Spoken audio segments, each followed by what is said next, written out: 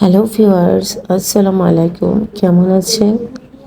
আজ আপনারা অনেকে ফুড খায় না, বডি ডায়েটিং করে, খাবার খেতে চায় না। যারা ডায়েটিং করে তাদের জন্য একটি হেলদি খাবারের প্রয়োজন হয়, যাতে করে প্রোটিনটা আমাদের বডিতে আসে।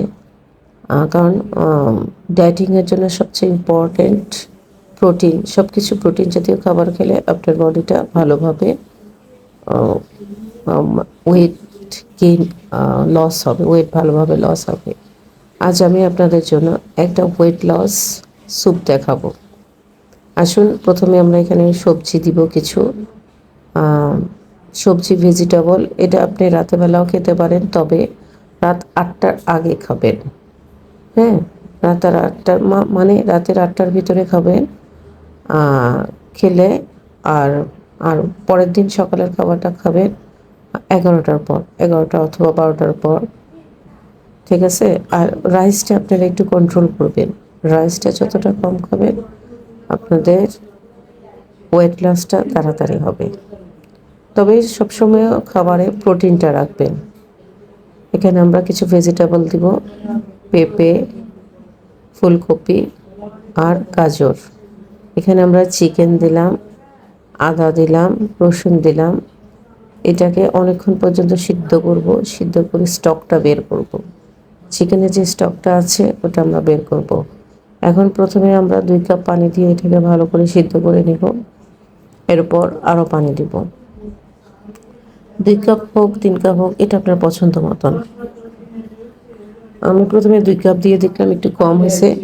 আমি এখানে 300 গ্রাম চিকেন দিয়েছি। চিকেনের সাথে 4 কাপ পানি দিলাম।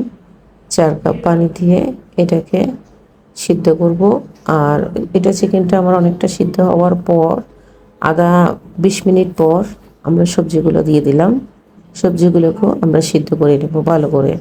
এই পর্যায়ে আপনারা একটু লবণ দিয়ে দিবেন, লবণ দিতে ভুলবেন না। ঠিক আছে? দেখুন, আমাদের চিকেন, সবজি সব কিছু অনেকটা সিদ্ধ হয়ে আছে।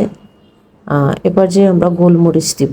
গোলমরিচটা আপনার পছন্দ মতন, ঝাল আপনি যতটুকু খেতে পছন্দ করেন গোলমরিচ দিয়ে দিবেন। আমি এখানে হাফ টিস্পুন গোলমরিচ দিলাম। দেওয়ার পর সয়া সস দিবেন, টেস্টের জন্য একটু সয়া সস দিয়ে দেবেন। এরপর আপনারা 2 টেবিল চামচ সয়া সস দিবেন। এই স্যুপটা আমরা মিনিমাম 4 জন খাওয়া যায়, ইজিলি 4 জন খাওয়া যায়, 4 জন থেকেও বেশি খাওয়া যায়, কারণ এটা ডায়েট স্যুপ তো ভেজিটেবলও আছে। একটু স্পাইসির জন্য কাঁচামরিচ দেবেন।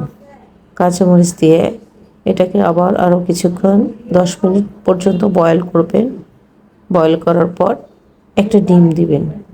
প্রোটিন, আমি যেহেতু ডায়েটিং স্যুপ বানিয়েছি, এটার জন্য আমরা একটু ডিমও দিয়ে দিব, যাতে করে আমাদের বডিতে প্রোটিনটা ঢুকে।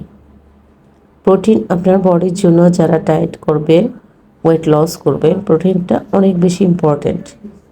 নয় আমাদের বডিটা একটু উইক হয়ে যাবে। ঠিক আছে? এর মাঝে আমরা একটু লেবু দিয়ে দিব। লেবুর রসটা দিলে স্যুপটা অনেক মজা। আর আপনার স্যুপটা খাওয়ার সময় একটু লেবুর রস দিয়ে খাবেন। সসটা না, এখানে সসের প্রয়োজন হয় না। আমরা রাতে বানিয়েছিলাম তো অনেক খিদা লাগছিল, তাই আমরা স্যুপের সাথে চিকেন সহ দিয়ে খেয়েছি।